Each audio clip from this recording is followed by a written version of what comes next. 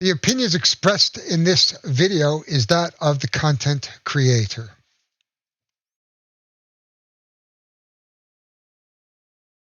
Hi everybody, my name is Harry Jacobs and I am the North of 60 Gamer, and welcome to the North of 60 Gaming channel. Today is the day I usually look at Kickstarters. Well, actually Tuesday was the day I look at Kickstarters. Today is Wednesday. I was in a course for the last 2 days, had absolutely no time. Usually I do it on my lunch hour on Tuesdays, so I apologize for that. So before we get to the Kickstarters, a quick shout out to Matt Varan, who pointed out a number of errors in my Red Rising playthrough of that particular tableau building game or hand management game. So thank you, Matt. I appreciate that. I have taken that video down to do some re-editing, just because one of the errors was so glaring, I felt that I wasn't really doing the game justice. The big issue I have with that right now is that I played it on Tabletopia, and the game has gone premium, and I don't have a premium account. So I am looking at alternatives for that. Perhaps if it hits Tabletop Simulator, or maybe I'll just buy the game when it comes out in retail and redo it with the physical copy. But without further ado, let's go look at some Kickstarters. So here we are with the first Kickstarter I'm looking at today. And it is Heroes of Normandy, the Big Red 1 edition. This, I understand, is a standalone of the Heroes of Normandy series. And I'm quite excited about this. You can see they've already tripped over their limit with 75,000 gold. They have 78,000 with 765 backers. I forgot to put a remind me on that. I am looking at that game. We are trying to get a copy, myself and Everything Board Games, because sometimes I do some work for them. But for now, we'll just look at the Kickstarter. It's a 30-minute game, 2-player, but I believe it's soloable, 14 and up, and it's by Devil Pig Games. They've already created 11 games before, so they should be okay. This looks like very much like the Heroes of Normandy that we know. That comes in 3 versions. There's the Oddball, which is really just the game, I believe, with no stretch goals. The Big Joe, which is kind of the next tier up, and then the Kelly, and then there's which is a super deluxe version, which I think has a special box, and we'll look at that later on as we go through. So we have new graphics, fine-tuned rules, new components, and fully compatible, backwards compatible with the Hero system. And here's what you get in the new edition: the core box, 50 cards, wooden tokens, German elements, terrain tiles, promotional materials. You get the storage, you get some boxes. Here's some stretch goals. Here's Omaha Beach. Looks like we have landing craft, which just alone, I'm already kind of excited about that. It's been reviewed by, looks like Dice Tower, rules run-throughs. So we have a number of run-throughs here. It talks about its tactical system, the game reviews, game instructional views, recruitment, the battlegrounds. So we have lots of map tiles, action cards, American cards, German cards. Tells you the phases of the game: order phase, activation phase, supply phase. I should not get ahead of myself. We got some tokens.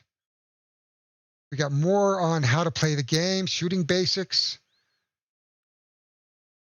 A game about why we decided that the Big Red 1 is the one we're going to do with Normandy Beach Invasions. More information. The pledge levels. We have a Cowboy pledge level, which is basically the upgrade pack to version 2. So if you have it, you can play it with your old system. You have the Oddball. Stretch goals not included, so it's just a box. The Big Joe, I believe, has all the stretch goals. And then the Kelly, which has the game element storage box, German storage box, American storage box, German sleeves and a deck box, American sleeve and a deck box, and all stretch goals. We've hit a stretch goal already, the 299th Combat Engineer Battalion, and they haven't unlocked these yet, but they've already surpassed the 78,000 mark.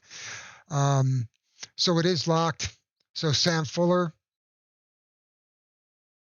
And then the shipping. So I'm looking at Canadian shipping. Even at the biggest level, it's 20 euros.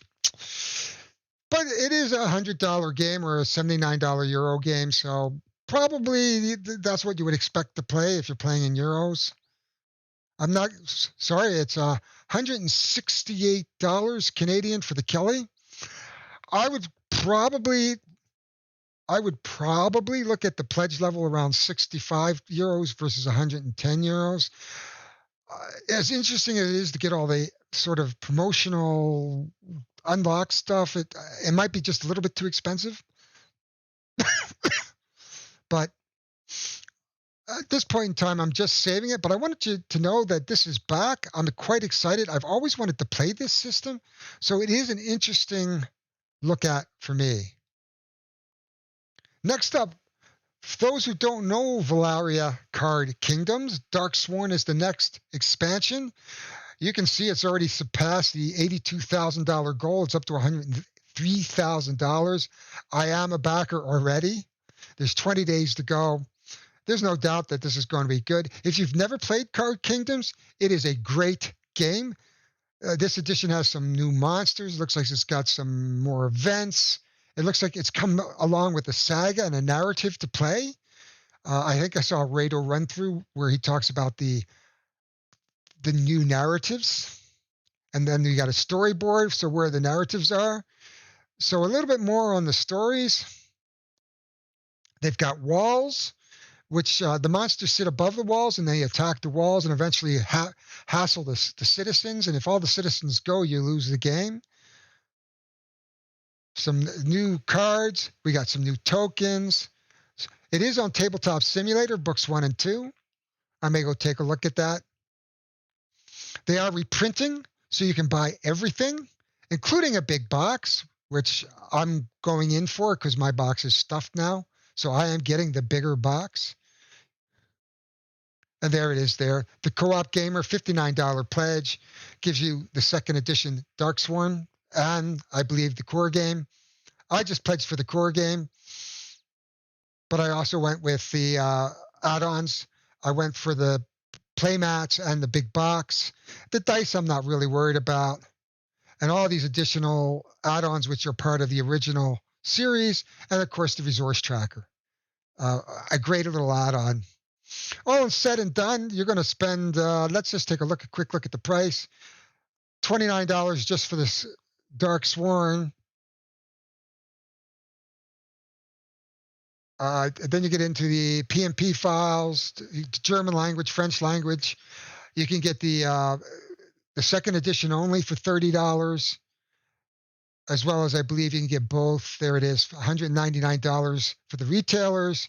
So there's lots of things you can do, mix and match.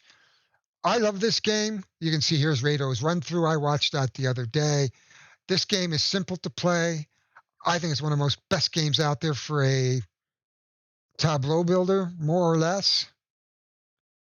They're not really talking about shipping at the moment. I'm going to say with my shipping, it's probably going to be $20 or more. But that is okay. All in all, this has everything I want. I have played this game before. If you're familiar with this game, you're probably going to want to jump in, at least at the simple pledge level of getting the expansion. This one is an interesting, if you've never heard of the Gloom game, this is a standalone sequel to Gloom. We revisit the original Gloom at a night at Hemlock Hall. And if you've never played Gloom, it's all about killing your family in the most excruciating, painful way you can think of, while hindering the other player's family by making them cheerful and happy. There are lots of versions of Gloom up here. And if you've played it before, you have transparent cards, which you lay down and you keep laying things over them, crises and positive things, and they get scores until you kill them. And then the score at the top is kind of what you get. The person with the most score at the end of the game after you kill your entire family. Why you'd want to do that, I don't know, but maybe their family was really evil. But it's fun. I've played it. There's a video here. Gloom is actually available, I believe, on Steam, a version of it. They've got a case the Gloom Chronicles, so you can actually get a campaign version of this game, which is very interesting. It is a party game. You do have to buy into the storytelling of this.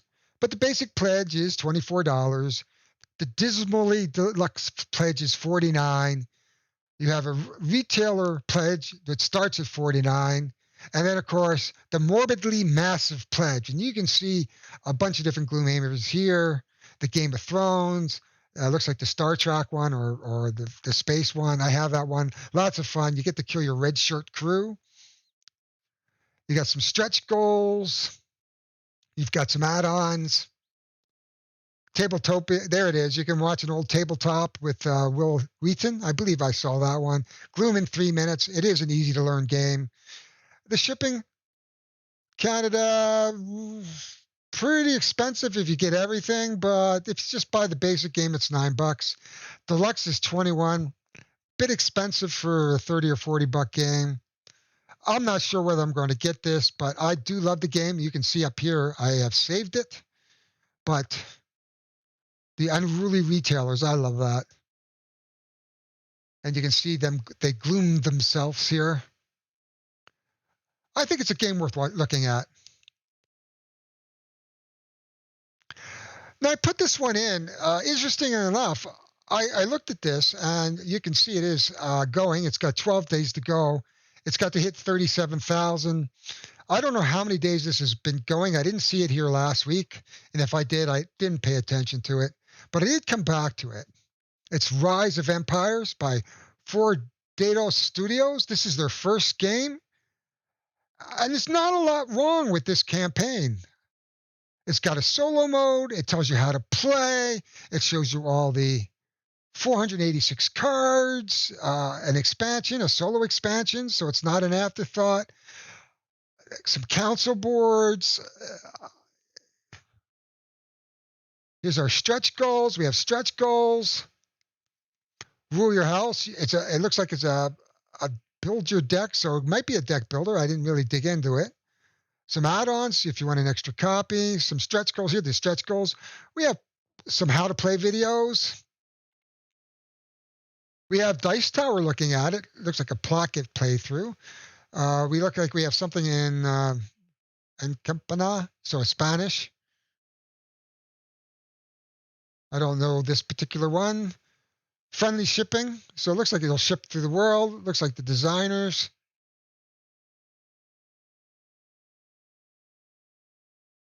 Let's just check the game price. I didn't see that here. So there's basically a $60 Euro game. So it's $91. I think it's probably worth around that. I kind of like this. Now, I would love to see some more previews.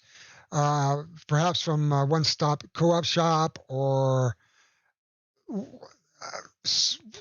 Rodney Smith, Paul Grogan, any of these reviewers. It adds a little weight to the campaign. Also, a tabletop simulator or a Tabletopia version of this game, so you can go out and try it. Shows a little confidence in the game. I think this campaign is good. I'm hoping that if it doesn't fund, that they are going to come back and revamp this and perhaps get a preview or two out there. But for now, this is what it is. I think it's underfunded in terms of the number of people trying to fund it. I would love to see this fund.